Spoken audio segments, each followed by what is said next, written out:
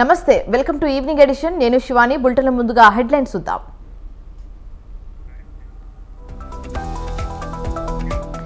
MLC కవిత ఇంట్లో ID ED సోదాలు 4 బృందాలుగా తనిఖీలు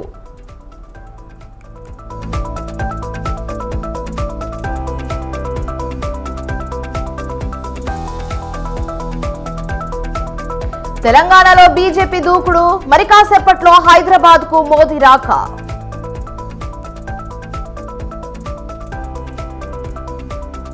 6 గ్యారెంటీలపై కాంగ్రెస్ మాట తప్పింది పాలనను గాలికి వదిలేసిందన్న హరీష్ రావు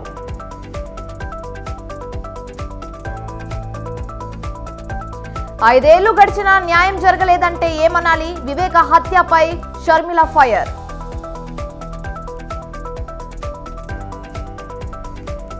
కొత్త ఈసీల నియామకాలపై స్టే విధించలేం స్పష్టత ఇచ్చిన సుప్రీంకోర్టు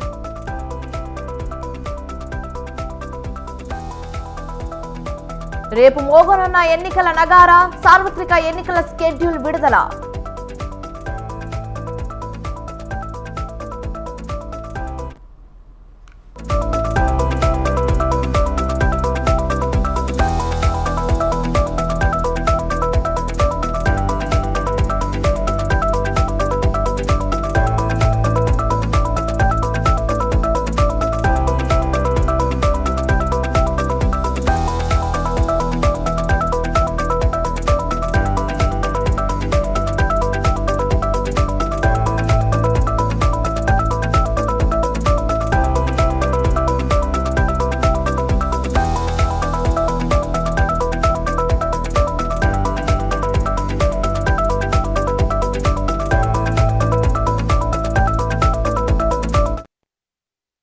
మరో బ్రేకింగ్ న్యూస్ చూస్తున్నాం. లోక్సభ ఎన్నికల ప్రచారంలో కమలం పార్టీ స్పీడ్ పెంచింది. మెజారిటీ స్థానాలు గెలుచుకోవడమే లక్ష్యంగా పార్టీ జాతీయ అగ్రనేతలు స్వయంగా రంగంలోకి దిగారు. రాష్ట్రంలో లోక్సభ ఎన్నికల మలి విడత ప్రచారంలో మోదీ పాల్గొననున్నారు. మరి కాసేపట్లో ప్రధాని నరేంద్ర మోదీ హైదరాబాద్ కు రానున్నారు. బీజేపీ విజయాన్ని కాంక్షిస్తూ మల్కాజ్గిరి లోక్సభ స్థానం పరిధిలో రోడ్ షోలో పాల్గొంటారు.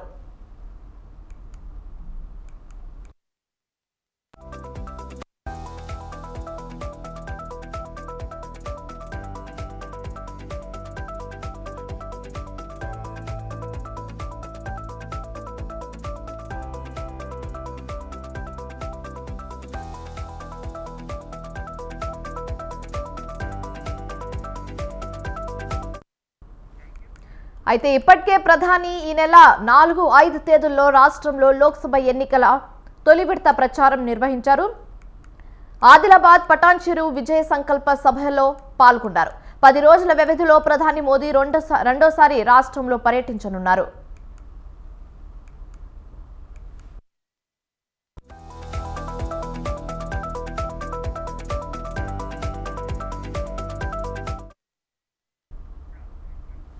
కేంద్ర హోంమంత్రి అమిత్ షా 2 రోజుల కిందట వచ్చి సంస్థాగత బలోపేతంపై బీజేపీ నేతలకు దిశానిర్దేశం చేశారు.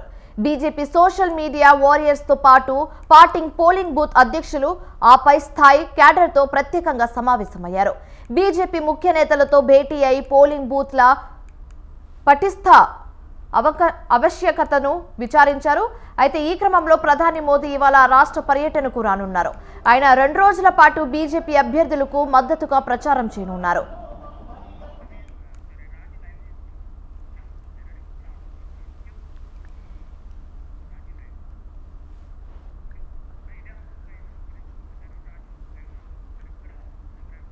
రైట్, ఇక ఇదే అంశం మీద పూర్తి సమాచారం మా ప్రతినిధి రాజు లైవ్ ద్వారా అందిస్తారు. రాజు చెప్పండి. కూడా ప్రధానమంత్రి రోడ్ షో ప్రారంభమయ్యేటటువంటి ప్రాంతంలో ఇప్పటికే భారీగా జనం ప్రధానమంత్రి రోడ్ షో చూసేందుకు కూడా ఇక్కడికి అలవ్ చేశారు. అది కాకుండా ఇప్పటికే పూర్తి స్థాయిలో కూడా భద్రత ఏర్పాటు చేసినటువంటి పరిస్థితి. మరి కాసేపట్లోనే బేగంపేట విమానాశ్రయానికి 4:45 నిమిషాల నుంచి 4:50 నిమిషాల వరకు బేగంపేట విమానాశ్రయానికి చేరుకుంటారు ప్రధాని. అక్కడి నుంచి నేరుగా సికింద్రాబాద్, అలాగే సికింద్రాబాద్ నుంచి మెట్టుగూడ నుంచి ఈ మిర్జల్గూడ చౌరస్తాకు చేరుకుంటారు. ఇక్కడ నుంచి 1.3 కిలోమీటర్ల దూరం ఉన్నటువంటి మల్కజ్గిరి చివరస్తా వరకు కూడా ఈ యొక్క రోడ్ షో కొనసాగనుందని చెప్పుకోవాలి. దాదాపు గంట పాటు 5-15 నిమిషాల నుంచి 6-15 నిమిషాల వరకు ఈ యొక్క రోడ్ షో కొనసాగనుంది. పూర్తి స్థాయిలో ఇప్పటికే అన్ని రకాల ఏర్పాట్లు చేశారు. ఇక్కడి నుంచి కూడా ప్రధానమంత్రి నేరుగా ఈ రోడ్ షో ముగిసిన అనంతరం కూడా రోడ్ షోలో ముఖ్యంగా ఆ వాహనం మీద కేవలం కిషన్ రెడ్డితో పాటు ఈటెల రాజేందర్ ఉండనున్నట్లయితే మనకు సమాచారం అంతా ఉంది. ఇప్పటికే బీజేపీ కీలక నేతలు కూడా అలాగే ఇప్పటికే బీజేపీ హైదరాబాద్ ఎంపీ అభ్యర్థిగా ఉన్నటువంటి మాధవీలతతో పాటు ఇతర కీలక నేతలు కూడా ఈ యొక్క మిర్జల్గూడ రోడ్ షో ప్రారంభ స్థలానికి చేరుకున్నారు. మనం చూసుకోవచ్చు తెలంగాణ సాంప్రదాయాలు ఉట్టిపడే విధంగా కూడా అన్ని రకాల డోలు డప్పు వాయిద్యాలతో పాటుగా బతుకమ్మ అలాగే బోనాల సాంప్రదాయాలను కూడా ఇక్కడ ఆటపాటలను ఇక్కడ ఏర్పాటు చేశారు. సాంస్కృతిక నృత్యాలను ఏర్పాటు చేసినటువంటి సిచ్యువేషన్ అయితే మనం గమనించుకోవచ్చు. ఇప్పటికే పూర్తిగా రద్దీగా మారిపోయింది సిచ్యువేషన్ ఓవరాల్గా. మరీ ముఖ్యంగా మరి కాసేపట్లోనే ఈ యొక్క స్థలానికి కూడా ప్రధాని చేరుకోనున్నారు అనేది అయితే తెలుస్తూ ఉంది. పూర్తి స్థాయిలో ఈ 10 రోజుల వ్యవధిలోనే ప్రధాని 2 సార్లు తెలంగాణకు రావడం, ఈ 3 రోజుల పాటు ఇవాళ రేపు అలాగే 17వ తేదీన కూడా 18వ తేదీన కూడా హైదరాబాద్ ఇక్కడ జగిత్యాలలో ఆయన భారీ బహిరంగ సభకు హాజరు కానున్నారు.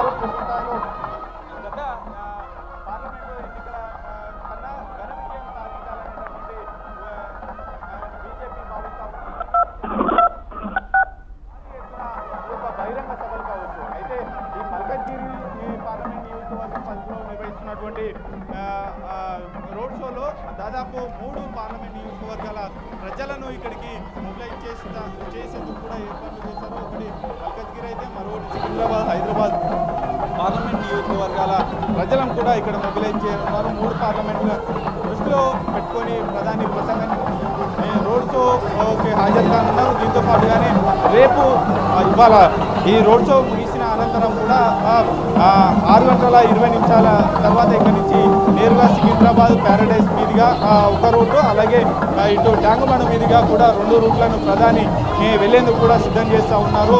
రాజ్భవన్కు వెళ్లేందుకు 2 రూట్లలో కూడా ఏదో ఒక రూట్ని చివరి క్షణంలో ఫైనల్ చేసేటువంటి అవకాశం అయితే కనిపిస్తూ ఉంది. అక్కడ ఇవాళ రాత్రికి బస చేసిన రాజ్భవన్లో ప్రధాని ఇవాళ రాత్రికి బస చేసిన అనంతరం కూడా రేపు ఉదయం 11 గంటలకు బేగంపేట విమానాశ్రయానికి చేరుకుంటారు. అక్కడి నుంచి నేరుగా నాగర్ కర్నూలుకు బహిరంగ సభకు హాజరవుతారు. నాగర్ కర్నూలు బహిరంగ సభలో కూడా 3 పార్లమెంటు నియోజకవర్గాలను దృష్టిలో పెట్టుకొని ఈ యొక్క నాగర్ కర్నూలు భారీ బహిరంగ సభ నిర్వహించినటువంటి సిచ్యువేషన్ కనిపిస్తూ ఉంది. మొదట నాగర్ కర్నూలు అలాగే నల్గొండ, మహబూబ్ నగర్ నియోజకవర్గ ప్రజలను కూడా పెద్ద ఎత్తున ఈ యొక్క భారీ బహిరంగ సభకు తరలించేందుకు కూడా బీజేపీ శ్రేణులు ఏర్పాట్లు చేశారు. వీరితో పాటుగానే అక్కడి నుంచి నాగర్ కర్నూలు సభ ముగిసిన అనంతరం కూడా 12:45 వరకు కూడా అక్కడే ఉండనున్నారు. సభలో గంట పాటు పాల్గొననున్నారు. దానికి అనంతరం 1 గంటకు నేరుగా అక్కడి నుంచి గుల్బర్గా వెళ్తారు. అనంతరం అక్కడి నుంచి ఏపీ చిలకలూరు పేట బహిరంగ సభలో పాల్గొంటారు. ఆ తర్వాత 18వ తేదీన జగిత్యాలలో నిర్వహించినటువంటి భారీ బహిరంగ సభలో హాజరవుతారు. అయితే మరి కాసేపట్లోనే ఈ యొక్క మల్కజ్గిరి ఉన్న మిర్జల్గూడ చౌరస్తాకు ప్రధాని చేరుకోనున్నారు. అయితే ఇప్పటికే కట్టుదిట్టమైనటువంటి భద్రతా ఏర్పాట్లు చేశారు. పూర్తిగా పోలీసులు నిఘాలో ఉన్నదని చెప్పుకోవాలి. ఇద్దరిని కూడా అనుమతి చేయడం లేదు, పూర్తిగా తనిఖీలు చేస్తూ ఉన్నారు.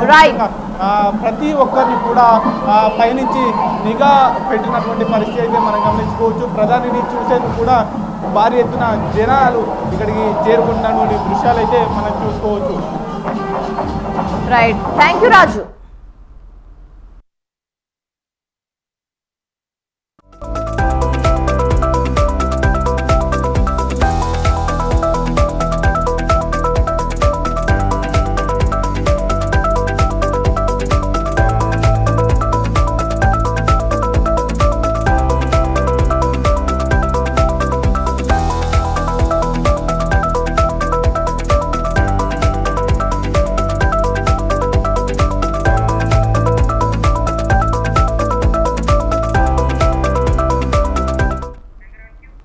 రైట్, బ్రేకింగ్ న్యూస్ చూస్తున్నాం. కర్నూలు జిల్లా ఎమ్మిగనూరు టీడీపీలో అసమ్మతి పెలుబెక్కుతుంది.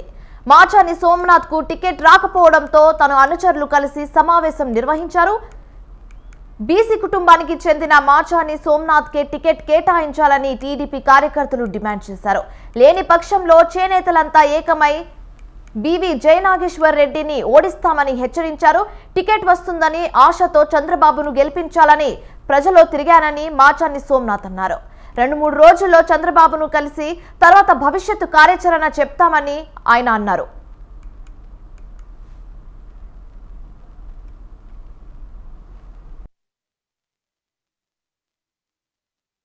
వాళ్ళ ఒపీనియన్ తీసుకొని నిర్ణయం తీసుకుంటామండి. తెలుగుదేశం పార్టీ నుంచి నాకు నిన్న టికెట్ రాలేదండి. సంతృప్తితో ఉన్నాను ఈ రోజు. ఎందుకంటే నాకు టికెట్ వస్తుందో లేదని అయినా కానీ నాతో వచ్చిన కార్యకర్తలు అందరికీ కృతజ్ఞతలు తెలుపడానికి ఉండే కార్యకర్తలు అందరూ వచ్చి ఈ రోజు కలిసినారు. మా వచ్చిన కార్యకర్తలందరికీ నా కృతజ్ఞతలు తెలుపుతున్నాను. ఎంత కష్టం ఉన్నా వాళ్ళు వాలంటీర్గా వచ్చి ఇంటింటికి వెళ్లి మనం చంద్రబాబు నాయుడు గెలిపించాలని కోరి తిరిగినామండి. తెలుగుదేశం పార్టీ కూడా ఒక బీసీ పార్టీ, చాలా మంది అందరికీ బీసీని సపోర్ట్ చేస్తారనే ఉద్దేశంతో చాలా మంది అన్ని సామాజిక వర్గానికి చెందిన వాళ్ళు వచ్చి మాకు సపోర్ట్ చేశారండి.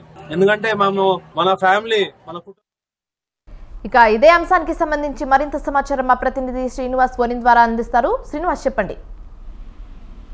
ఎమ్మిగనూరు టీడీపీ అభ్యర్థిని నిన్న తెలుగుదేశం పార్టీ ప్రకటించడంతో అక్కడ టికెట్ ఆశిస్తున్నటువంటి బీసీ సామాజిక వర్గానికి సంబంధించిన మాచాని సోమనాథ్ టికెట్ ఆశిస్తూ గత 2-3 నెలల నుంచి నియోజకవర్గం అంతా పర్యటిస్తూ వస్తున్నారు. తెలుగుదేశం పార్టీ చేపట్టిన పథకాలను ప్రజలకు వివరిస్తూ ఈసారి ఎమ్మిగనూరు నియోజకవర్గం బీసీ సామాజిక వర్గాలకు టికెట్ కేటాయిస్తుందని, బీసీ సామాజిక వర్గానికి చెందినటువంటి చేనేత కులానికి సంబంధించినటువంటి తనకు పార్టీ టికెట్ కేటాయిస్తుందన్న నమ్మకంతోనే ఎమ్మిగనూరు నియోజకవర్గంలో గత 2 నెలలుగా గ్రామాన డాక్టర్ మాచాని సోమనాథ్ పర్యటిస్తూ తెలుగుదేశం ప్రభుత్వం అధికారంలోకి వస్తే చేపట్టబోయే పథకాలను వివరిస్తూ ప్రజలకు దగ్గరయ్యారు. అయితే తెలుగుదేశం పార్టీ నిన్న ప్రకటించిన 2వ జాబితాలో ఎమ్మిగనూరు అసెంబ్లీ నియోజకవర్గం నుంచి మాజీ ఎమ్మెల్యే జయనాగేశ్వర్ రెడ్డి పేరును ప్రకటించడంతో ప్రస్తుతం ఆ స్థానం నుంచి టికెట్ ఆశిస్తున్నటువంటి మాచాని సోమనాథ్ తీవ్ర నిరాశకు గురయ్యారు. ఈ రోజు తన అనుచరులతో ఎమ్మిగనూరులో ప్రధానంగా ఎమ్మిగనూరు నియోజకవర్గం మొత్తం ఓటర్లలో చేనేత వర్గానికి సంబంధించిన ఓటర్లు అత్యధికంగా ఉన్నారు. చేనేత సామాజిక వర్గానికి సంబంధించిన మాచాని సోమనాథ్ ఈ రోజు ఎమ్మిగనూరులో తన అనుచరులతో కార్యకర్తలతో సమావేశమయ్యారు. తెలుగుదేశం పార్టీ తనకై టికెట్ కేటాయిస్తుందని నమ్మకంతోనే తాను నియోజకవర్గంలో పర్యటించానని, అయితే పార్టీ జయనాగేశ్వర రెడ్డి వైపు మొగ్గు చూపిందని మరో 2 రోజుల్లో పార్టీ అధ్యక్షుడిని కలిసి మరోసారి టికెట్ తనకి కేటాయించాలని కోరుతానని కార్యకర్తల సమక్షంలో చెప్పారు. అయితే జయనాగేశ్వర రెడ్డిని ఎట్టి పరిస్థితుల్లో ఓడించి తీరాలని కూడా సమావేశంలో మాచాని సోమనాథ్ కి కార్యకర్తలు నేతలు సూచించడం జరిగింది. Thank you Srinivas. TDP ticket బీసీలకు కేటాయించాలి. ఎమ్మెల్యే టీడీపీ టికెట్ బీసీలకు సోమనాథ్ గారికి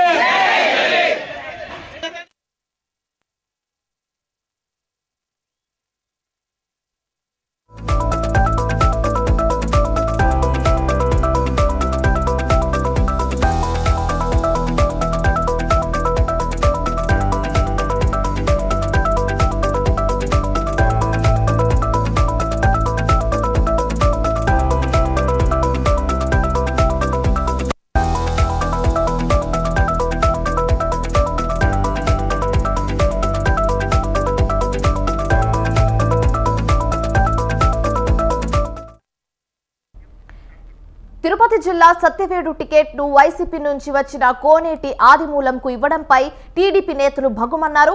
పార్టీ కోసం మొదటి నుంచి కష్టపడిన నాయకులను వదిలేసి ఎన్నికల ముందు వచ్చిన కోనేటి ఆదిమూలంకు టికెట్ ఇవ్వడాన్ని నియోజకవర్గ టీడీపీ నేతలు తీవ్రంగా నిరసిస్తున్నారు. కనీసం రాజీనామా చేయకుండా వచ్చిన ఆదిమూలంకు టికెట్ ఇవ్వడం సరికాదన్నారు. కోనేటి ఆదిమూలంకు కాకుండా పార్టీలో ఎవరికి టికెట్ ఇచ్చినా అత్యధిక మెజారిటీతో గెలిపిస్తామని సత్యవేడు టీడీపీ నేతలు స్పష్టం చేశారు. ఇక ఇదే అంశానికి సంబంధించి మరింత సమాచారం మా ప్రతినిధి జేజీరామ్ ఫోన్ ద్వారా అందిస్తారు. జేజీరామ్ చెప్పండి.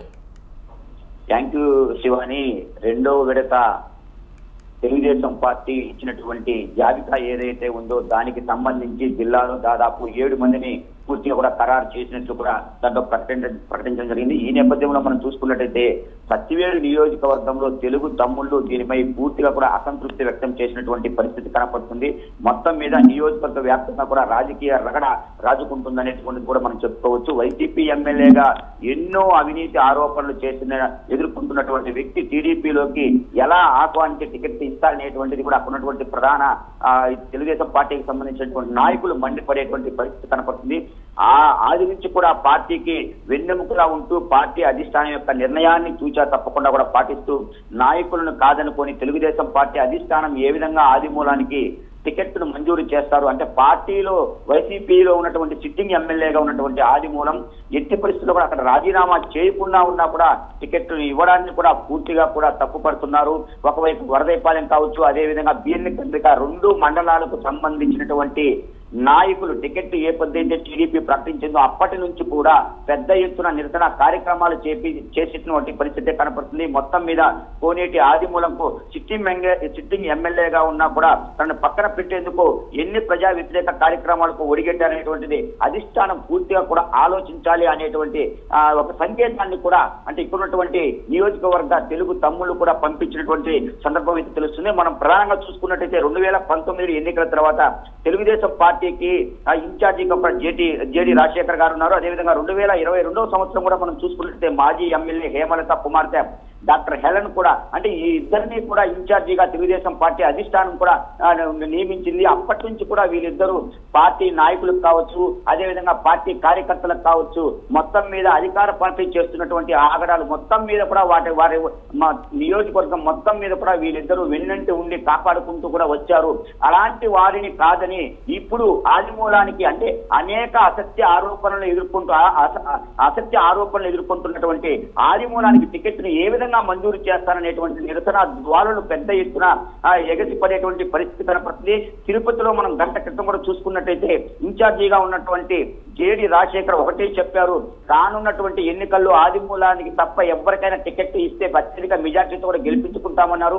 అలా కాకుండా ఆదిమూలాన్ని కంటిన్యూ చేస్తే తను లోకేష్ అదేవిధంగా చంద్రబాబు నాయుడు ఫోటోలు పెట్టుకుని ఇదే ఎన్నికల్లో కూడా రెబల్ గా కూడా ఆ రెబల్ అభ్యర్థిగా కూడా పోటీ చేస్తారనేటువంటి కూడా సంకేతాలు చేసినటువంటి పరిస్థితి కూడా తెలుస్తోంది.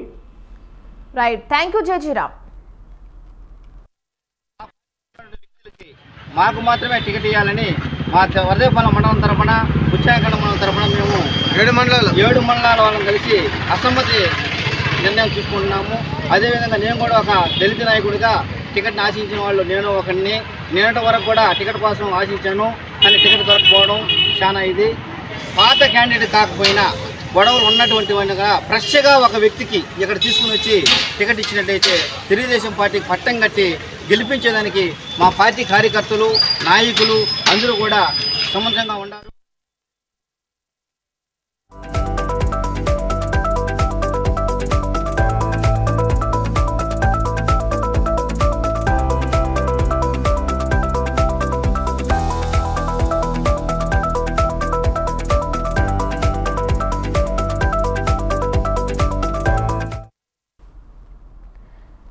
బ్రేకింగ్ న్యూస్ చూస్తున్నాం. బీఆర్ఎస్ కు మరో బ్యాక్ టు బ్యాక్ షాక్ తగిలింది. వరంగల్ ఎంపీ పసునూరి దయాకర్ కాంగ్రెస్ గూటికి చేరేందుకు సిద్ధమయ్యారు. సచివాలయంలో సీఎం రేవంత్ రెడ్డిని ఎంపీ పసునూరి కలిశారు. వరంగల్ పార్లమెంట్ టికెట్ ఆశిస్తున్న పసునూరి ఆ టికెట్ కడియం కావ్యకు కేటాయించడంతో అసంతృప్తిలో ఉన్నారు. ఇక ఇదే అంశానికి సంబంధించి మరింత సమాచారం మా ప్రతినిధి సుధాకర్ ఫోన్ ద్వారా అందిస్తారు. సుధాకర్ చెప్పండి. Thank you.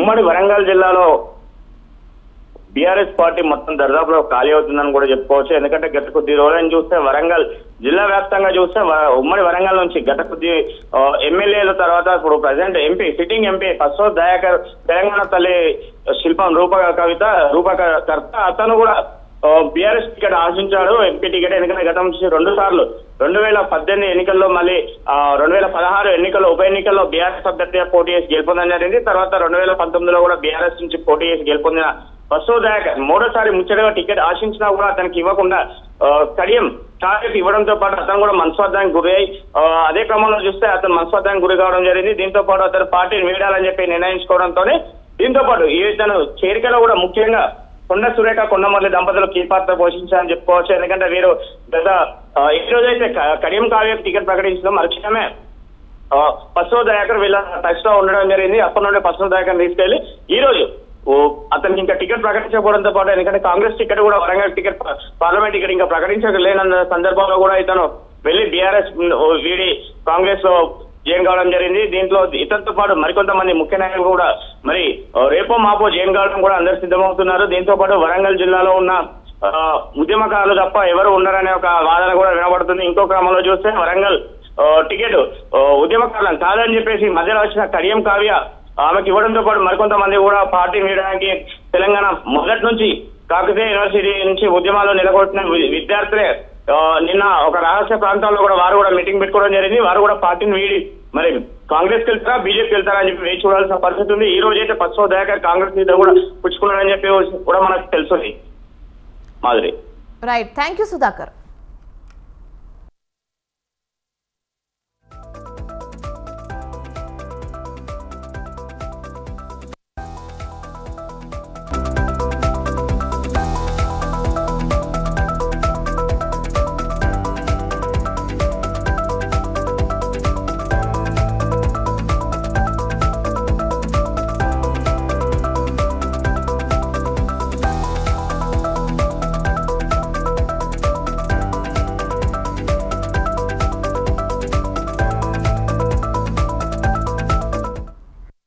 బ్రేకింగ్ న్యూస్ చూస్తున్నాం. ఎమ్మెల్సీ కల్వకుంట్ల కవిత ఇంట్లో ఈడీ రైడ్స్ చేపట్టింది. ఢిల్లీ నుంచి వచ్చిన 10 మంది అధికారులు కవిత ఇంట్లో సోదాలు నిర్వహిస్తున్నారు. కవిత ఆమె సహాయకుల సెల్ ఫోన్లను అధికారులు స్వాధీనం చేసుకున్నారు. గంట సేపటి నుంచి ఈ సోదాలు కొనసాగుతున్నాయి. అయితే ఢిల్లీ లిక్కర్ స్కామ్ లో కవిత హస్తం ఉందనే అనుమానంతో హైదరాబాద్ లో పలు చోట్ల ఈడీ సోదాలు చేస్తుంది. ఢిల్లీ లిక్కర్ స్కామ్ కు సంబంధించి తాజాగా మరోసారి కవితకు ఈడీలు నోటీసులు ఇచ్చారు. అయితే ఈ నేపథ్యంలో రైట్స్ జరగడం చర్చనీయాంశంగా మారింది. అధికారులు కవిత స్టేట్మెంట్ రికార్డ్ చేస్తున్నారు.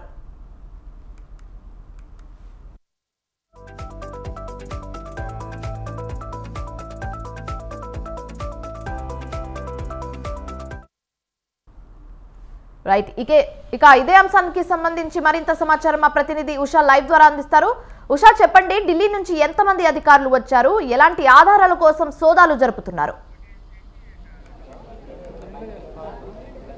శివాని, దేశవ్యాప్తంగా సంచలనం సృష్టించినటువంటి ఢిల్లీ లిక్కర్ స్కామ్ కేసులో ఎమ్మెల్సీ కల్వకుంట్ల కవితకి సంబంధించి ఇప్పటికే ఈడీ అధికారులు సమన్లు జారీ చేశారు. ఈ నెల 26వ తారీఖున తనను హాజరవ్వాల్సిందిగా ఈడీ కార్యాలయంలో ఇప్పటికే సమన్లు జారీ చేసి సమన్లలో నోటీసులు అయితే పేర్కొనడం జరిగింది. మొత్తం మీద ఢిల్లీ నుంచి వచ్చినటువంటి 10 మంది అధికారుల బృందంలో మహిళలు కూడా ఉన్నట్లుగా మనకు అందినటువంటి సమాచారం. వీరందరూ కూడా లోపల ఈడీ అధికారుల సమక్షంలో సోదాలు చేస్తున్నారు. ప్రస్తుతం మనము కల్వకుంట్ల కవిత ఇంటి బంజారాహిల్స్లోని రోడ్ నెంబర్ 3లో ఉన్నటువంటి కల్వకుంట్ల కవిత నివాసం వద్ద ఉన్నాము. మొత్తం ఇక్కడ 2 వాహనాలు వచ్చినటువంటి అధికారులు ఎవరైతే ఉన్నారో ఈడీ అధికారులు మొత్తం సోదాలు అయితే చేస్తున్నట్టుగా తెలుస్తుంది. మొత్తం మీద సుప్రీంకోర్టులో కేసు ఉన్న నేపథ్యంలో తాను విచారణకు హాజరు కాలేనని ఇప్పటికే చాలా సార్లు ఎగవేత వేసినటువంటి కల్వకుంట్ల కవిత ఈసారి విచారణకు హాజరయ్యేందుకు ఖచ్చితంగా హాజరవ్వాలి. ఏదైతే south zone Delhi liquor scam కి సంబంధించినటువంటి సౌత్ జోన్ కి సంబంధించి భారీగా ముడుపులు జరిగాయి.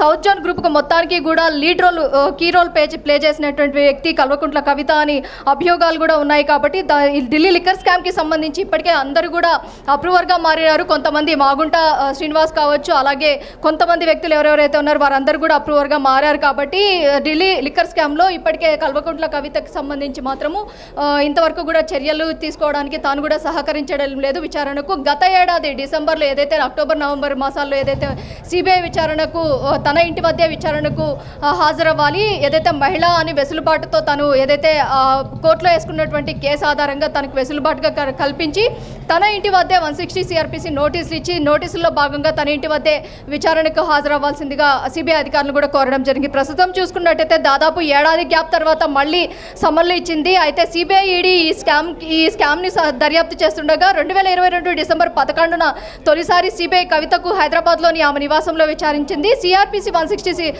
ప్రకారమే సాక్షిగా విచారించాలని తాను పేర్కొన్న నేపథ్యంలోనే ఆమెను విచారించడం జరిగింది. పైగా వాంగ్మూలానికి సంబంధించి సుమారు 7 గంటల పైగా ఆమె వాంగ్మూలాన్ని కూడా నమోదు చేశారు. అప్పుడు CRPC 91 కింద ఈ కేసుకు సంబంధించి ఏదైనా ఆధారాలు ఉంటే సమర్పించాలని కూడా కోరారు. 4 నెలల తర్వాత ఈడీ ఎంటర్ ఇచ్చింది. మొత్తం మీద సిబిఐ నోటీస్ ఇచ్చిన 4 నెలల తర్వాత గత ఏడాది మార్చి మొదటి వారంలో ఈ కేసుకు సంబంధించి కవితకు ఈడీ నోటీసులు ఇచ్చింది. ఈ నోటీసుల్లో భాగంగా మార్చి 11న ఫస్ట్ టైం కవిత ఈడీ అధికారుల ముందు హాజరయ్యారు.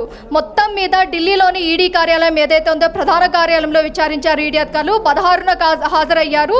దర్యాప్తు సంస్థలు తనను ఇంటి వద్దే విచారించాలని ఆమె సుప్రీంకోర్టును ఆశ్రయించారు. ఈ పిటిషన్ సుప్రీంకోర్టు ముందుకు రానున్న సాగుతో 16వ తేదీన విచారణకు రాలేనని తెలిపారు. కవిత విజ్ఞప్తిని పరిగణలోకి తీసుకున్నటువంటి ఈడీ అధికారులు 20న విచారణకు హాజరవ్వాలని సమన్లో పేర్కొన్నారు.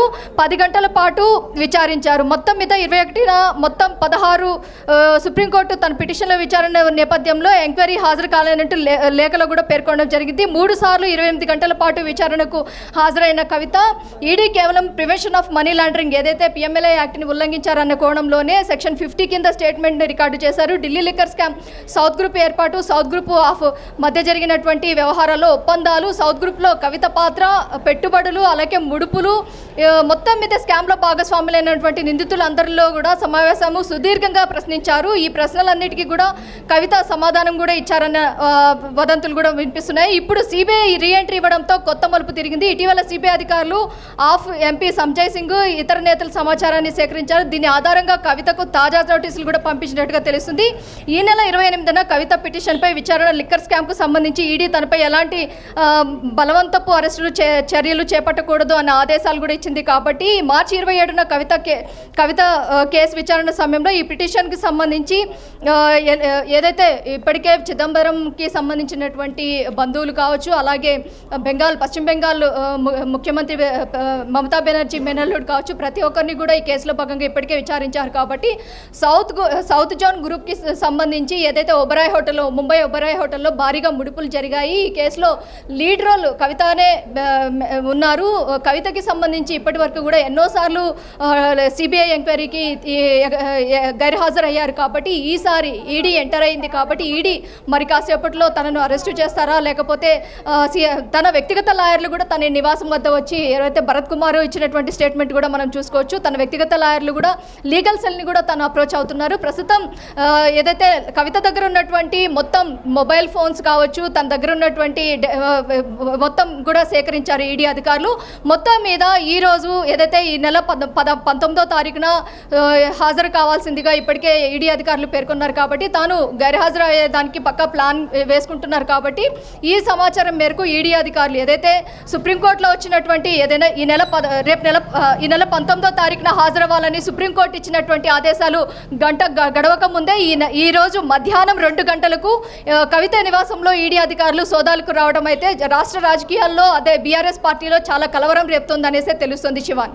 రైట్ ఉషా, అయితే కవిత స్టేట్మెంట్ ను రికార్డ్ చేస్తున్నట్లుగా తెలుస్తుంది. ఇందాక మీరు కొన్ని క్వశ్చన్స్ మెన్షన్ చేశారు, అలాగే ఇంకొన్ని క్వశ్చన్స్ కవితను అడిగే ఛాన్సెస్ కూడా కనిపిస్తుంది. ఏ క్వశ్చన్స్ అడిగే ఛాన్సెస్ కనిపిస్తుంది? అలాగే ఈసారి అరెస్ట్ చేస్తారా లేకపోతే విచారణతోనే ఆపేస్తారా?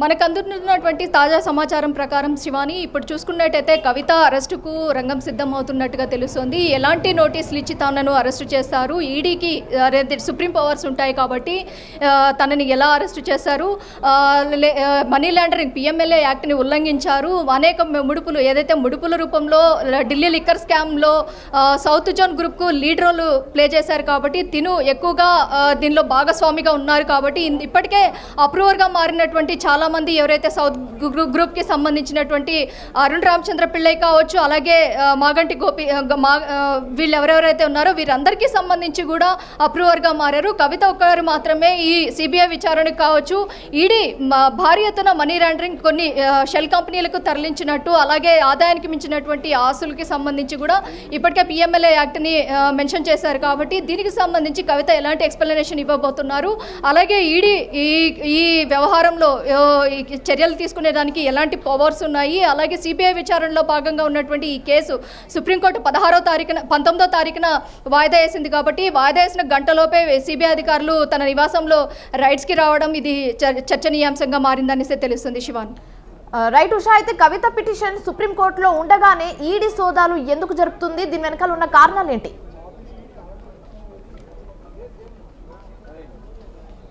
ఖచ్చితంగా శివాని, దీనికి సంబంధించి ఏదైతే ఈడీ ఎన్ఫోర్స్మెంట్ డైరెక్టరేట్ అధికారులకు కొన్ని పరిధులకు మించినటువంటి అవకాశం ఉంది. వీళ్ళకి రైడ్స్ చేయడానికి షరతులు ఉల్లంఘించే రైట్స్ కూడా వీళ్ళకి ఉన్నాయి. ఎందుకంటే పిఎంఎల్ఏ యాక్ట్ని భారీ స్థాయిలో వీళ్ళు ఉల్లంఘించారు. సౌత్ జోన్ గ్రూప్లో ఏదైతే ముంబై ఒబరాయ్ హోటల్ అడ్డాగా చేసుకొని ఇది మొత్తం కూడా హైదరాబాద్ కేంద్రంగానే మొత్తం కూడా సౌత్ జోన్ గ్రూప్కి సంబంధించి ఢిల్లీ లిక్కర్ స్కామ్ మొత్తం కూడా జరిగింది. దీనిలో ఢిల్లీ మాజీ డిప్యూటీ సీఎం దగ్గర నుంచి ఢిల్లీ సీఎం వరకు కూడా మొత్తం కూడా ఇందులో ఇన్వాల్వ్ అయి ఉన్నారు. దీనికి సంబంధించి ముడుపులు అందుకున్నటువంటి వ్యక్తులు ఎవరెవరైతే ఉన్నారో వారందరినీ కూడా ఇప్పటి వరకు కూడా సిబిఐ అధికారులు విచారించారు. కాబట్టి కేవలం ఒక్క మహిళ అన్న నేపథ్యంలో కవిత ఒక్కటే మినహాయింపులో ఉన్నారు. కాబట్టి కవితను కూడా ఇన్వెస్టిగేషన్లో భాగంగా తనను కూడా ఏదైతే నిందితుల లిస్టులో కవితను కూడా మెన్షన్ చేశారు. కాబట్టి నిందితుల లిస్టు వచ్చిన తర్వాత కవిత ఎప్పుడు కూడా విచారణకు హాజరు కాలేదు, ప్రతిసారి గైర్హాజరయ్యారు. ఈ నేపథ్యంలో ఈడీ అధికారులు తన ఇంట్లో ఎవరైతే తన భర్త ఆస్తులకి సంబంధించి స్థిర చరాస్తులకు సంబంధించి కావచ్చు, అలాగే కవిత ఆస్తులకు సంబంధించి కావచ్చు, ప్రతి ఒక్కటి కూడా కూఫీ లాగుతున్నట్టుగా తెలుస్తోంది. శివాని. ఉషా, అయితే లిక్కర్ స్కామ్ కేసులో ఇప్పటికే పలువురు అరెస్ట్ అయ్యారు కదా, కానీ కవిత పట్ల అధికారులు ఎలాంటి నిర్ణయం తీసుకునే అవకాశం ఉంది? అండ్ కవిత విషయంలో ఎందుకు ఇంత ఆలస్యం జరుగుతుంది? ఖచ్చితంగా శివాని, ఇప్పటి వరకు చూసుకున్నట్టయితే ఈ కేసుకి సంబంధించి అనేక మంది అరెస్టులయ్యారు. కొంతమంది బెయిల్స్ మీద బయటికి రావడం జరిగింది. మొత్తం కొంతమంది అప్రూవర్గా మారిన వ్యక్తులు కూడా ఉన్నారు. ఇప్పటికే ఢిల్లీకి సంబంధించినటువంటి డిప్యూటీ సీఎం దగ్గర నుంచి చాలా మందికి కూడా ఇప్పటి వరకు కూడా బెయిల్ కూడా మంజూరు కాలేదు. మొత్తం మీద ఇది చాలా స్ట్రాంగ్ కేసు. దీనికి సంబంధించి ఢిల్లీ లిక్కర్ స్కామ్కి సంబంధించి భారీగా ఏదైతే మనీ లాండరింగ్ జరిగింది, ఈ మనీ లాండరింగ్ మొత్తం కూడా హవాలా రూపంలో విదేశాలకు తరలి వెళ్ళాయి. ఈ హవాలా మనీని స్వదేశానికి ఎలా మలిచారు, అలాగే ఈ హవాలా మనీకి సంబంధించే కేవలం పిఎంఎల్ఏ యాక్ట్ని ఈడీ మెన్షన్ చేసింది. కాబట్టి పిఎంఎల్ఏ యాక్ట్లో భాగంగా ఇప్పటికే చాలామంది ఇందులో ఇన్వాల్వ్ అయి ఉన్నారు. ఏదైతే పశ్చిమ బెంగాల్ దగ్గర నుంచి ఢిల్లీ, అలాగే తెలుగు రాష్ట్రాలకు సంబంధించి నాయకులతో పాటు అలాగే తెలంగాణ మాజీ సీఎం కుమార్తె కూడా ఇందులో లీడ్ రోల్ ప్లే చేశారన్న పక్కా ఆధారాలతోనే ఈడీ రైడ్స్కి అయితే దిగినట్టుగా తెలుస్తుంది. మొత్తం మీద కవితని విచారిస్తే కానీ, ఈ కేసుకి సంబంధించి కవితని పూర్తి స్థాయిలో విచారిస్తే కానీ ఈ కేసుకి సంబంధించినటువంటి సమాచారం వచ్చే అవకాశం ఉంటుంది. మనీ లాండరింగ్కి సంబంధించి ఎలా పాల్పడ్డారు, మనీ ఏ కోణంలో షెల్ కంపెనీలకి అలా ఇతరత్ర వాటికి ఎలా తరలించారన్న కోణంలో పూర్తి స్థాయిలో అయితే దర్యాప్తు చేయడానికైతే ఈడీ అధికారులు అయితే వచ్చినట్టుగా తెలుస్తుంది. ఈడీ అధికారులు దర్యాప్తుతోనే వదిలేస్తారా, లేకపోతే కవితను అరెస్ట్ చేసే పర్వం కూడా ఉందా అన్నది మాత్రం పూర్తిగా ఇక్కడ ఉన్నటువంటి కార్యకర్తలు కావచ్చు, అలాగే మొత్తం మీద ఉత్కంఠగా ఉందనేసే తెలుస్తుంది. Shivani. Right, thank you Usha.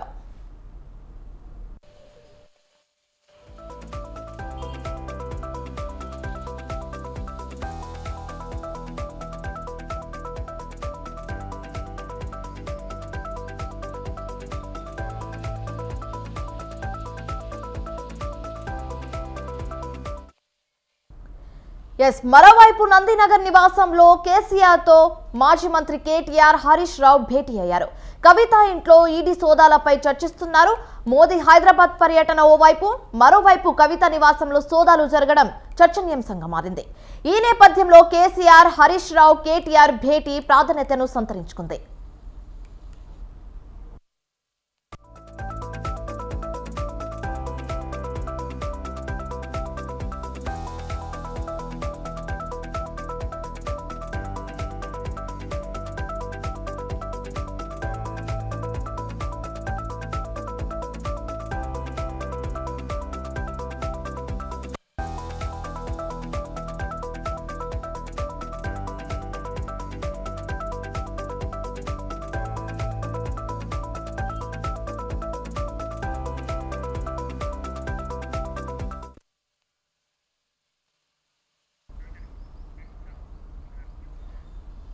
మరోవైపు నందినగర్ నివాసంలో కేసీఆర్ తో పాటు మాజీ మంత్రి కేటీఆర్ హరీష్ రావు భేటీ అయ్యారు.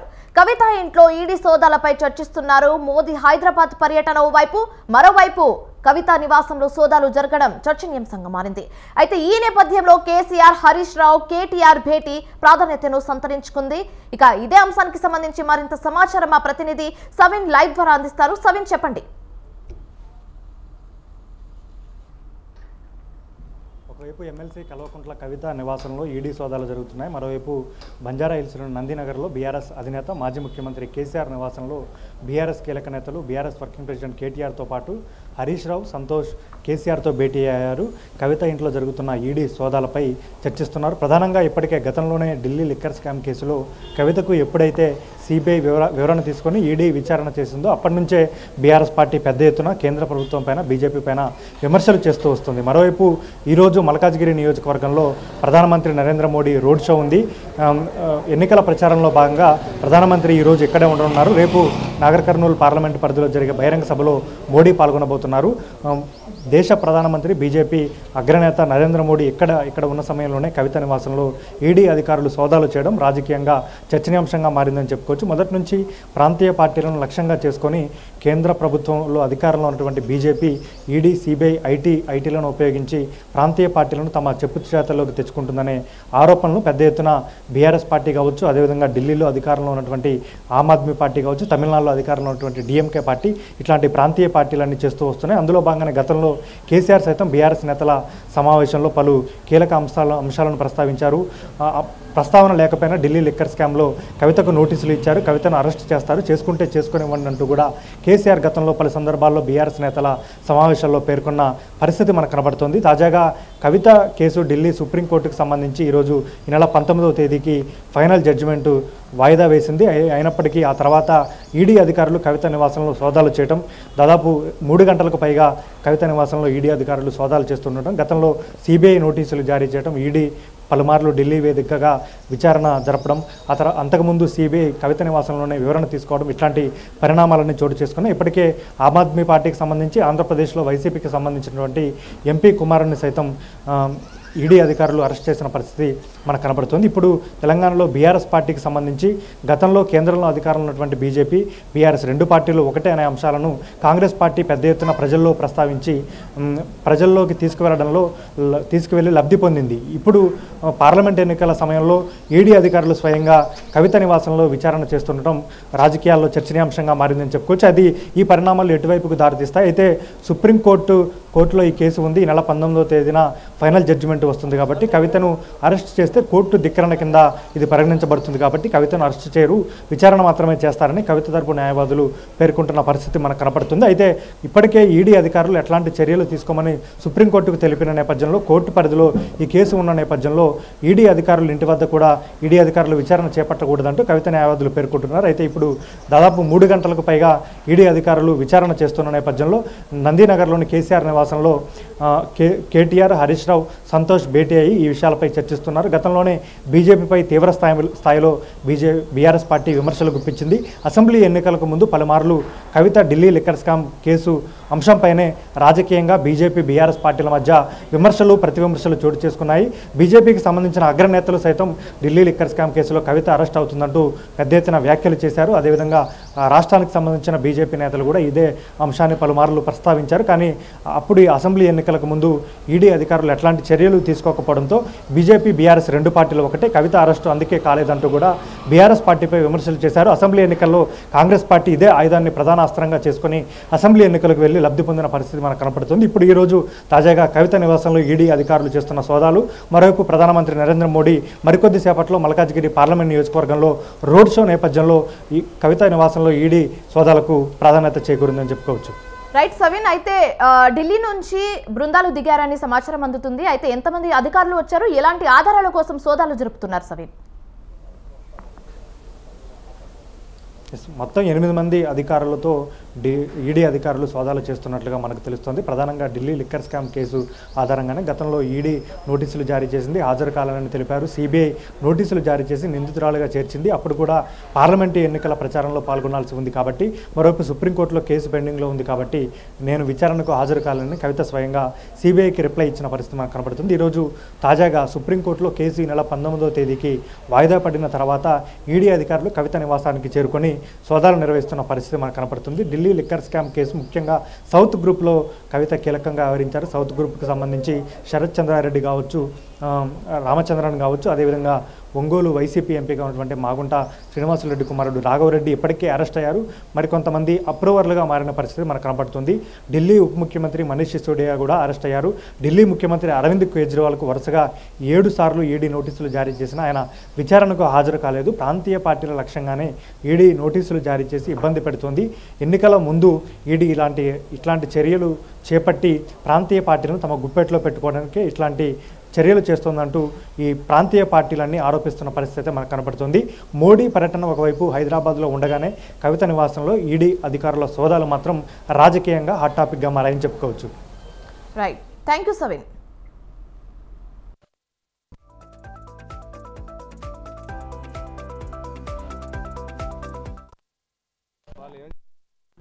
స్టెప్ తీసుకోవాలన్న ప్రొడక్షన్ ఈ రోజు వరకు ఉంది. ఈ రోజు అయిపోతుందంటే కోర్టు చెప్పింది మేము 19th నాడు ఈ మ్యాటర్స్ వినబోతున్నాం కాబట్టి 19th వరకు మీరు వేచాలి. కానీ కోర్టులో పెండింగ్, కోర్టులో సర్చెస్ చేయొచ్చండి. సర్చెస్కు ఒక విధంగా సర్చెస్కు స్టే అనేది నార్మల్ ఇవ్వరు. ఈ కేసులో ఏమవుతుందంటే కవిత గారిని ఇంటి దగ్గర విచారణ చేయన్నా, ఈడీ ఆఫీస్ విచారణ చేయన్నా అనే ఒక ఇష్యూ మీద పెండింగ్ ఉంది. అది పెండింగ్ అయిపోయే వరకు కవిత గారిని వాళ్ళ ఆఫీస్కి సమరింగ్ కానీ చేయరాదు, అరెస్ట్ కూడా చేయరాదు. వాళ్ళు కోర్సు యాక్షన్ తీసుకోమంటే అరెస్ట్ కూడా చేయరాదు. కాబట్టి సెర్చ్ చేసుకుంటే ఒక విధంగా చేసుకోవచ్చేమో. సెర్చ్ కాకుండా ఇంకా వేరే యాక్షన్ తీసుకున్నా that amounts to the contempt of the Supreme Court and our ED advocate on record in the Supreme Court Kavitha advocate on record ఎవరైతున్నారో she is also sending a letter to. మీకేమైనా సమాచారం ఉండొచ్చు కానీ మాకేం సమాచారం. మేము గట్టిగా బిలీవ్ చేస్తున్నాము ED is a body which is bound by Supreme Court order, Supreme Court undertaking given to the Supreme Court. కాబట్టి మేము విశ్వసిస్తున్నాము ఈడీ అనేది సుప్రీం కోర్టు ఇచ్చిన అండర్టేకింగ్ ప్రకారమే నడుచుకుంటుందని. రాజ్యాంగబద్ధమైన సుప్రీం కోర్టులో అండర్టేకింగ్ ఇచ్చిన ప్రకారం నడుచుకోకుంటే సుప్రీం కోర్టు డెఫినెట్లీ వాళ్ళ యొక్క విశేషాధికారులు ఇచ్చి ఏమైనా యాక్షన్ ఈడీ మీద తీసుకోవచ్చు. వాళ్ళు ఏం చెప్పినారంటే ఇంతకుముందు కోర్సు స్టెప్ తీసుకోవాలన్న ప్రొడక్షన్ ఈ రోజు వరకు ఉంది. ఈ రోజు అయిపోతుందంటే కోర్టు చెప్పింది మేము 19th నాడు ఈ మ్యాటర్స్ వినబోతున్నాం కాబట్టి 19th వరకు మీరు వేచాలి. కానీ కోర్టులో పెండింగ్, కోర్టులో సర్చెస్ చేయొచ్చండి. సర్చెస్కు ఒక విధంగా సర్చెస్కు స్టే అనేది నార్మల్ ఇవ్వరు. ఈ కేసులో ఏమవుతుందంటే కవిత గారిని ఇంటి దగ్గర విచారణ చేయన్నా, ఈడీ ఆఫీస్ విచారణ చేయన్నా అనే ఒక ఇష్యూ మీద పెండింగ్ ఉంది. అది పెండింగ్ అయిపోయే వరకు కవిత గారిని వాళ్ళ ఆఫీస్కి సమరింగ్ కానీ చేయరాదు, అరెస్ట్ కూడా చేయరాదు. వాళ్ళు కోర్సు యాక్షన్ తీసుకోమంటే అరెస్ట్ కూడా చేయరాదు. కాబట్టి సెర్చ్ చేసుకుంటే ఒక విధంగా చేసుకోవచ్చేమో. సెర్చ్ కాకుండా ఇంకా వేరే యాక్షన్ తీసుకున్నా that amounts to the contempt of the Supreme Court and our ED advocate on record in the Supreme Court Kavitha advocate on record ఎవరైతున్నారో she is also sending a letter to. మీకేమైనా సమాచారం ఉండొచ్చు కానీ మాకేం సమాచారం. మేము గట్టిగా బిలీవ్ చేస్తున్నాము ED is a body which is bound by Supreme Court order, Supreme Court undertaking given to the Supreme Court. కాబట్టి మేము విశ్వసిస్తున్నాము ఈడీ అనేది సుప్రీం కోర్టు ఇచ్చిన అండర్టేకింగ్ ప్రకారమే నడుచుకుంటుందని.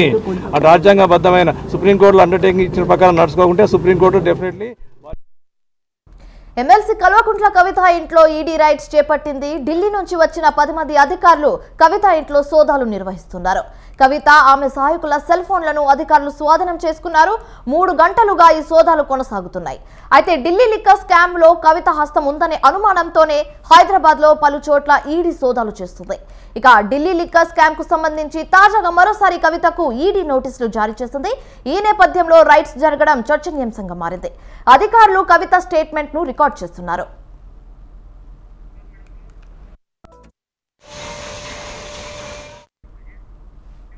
రైట్, ఇవి ఇప్పటి వరకు నా updates. For more updates keep watching స్వతంత్ర.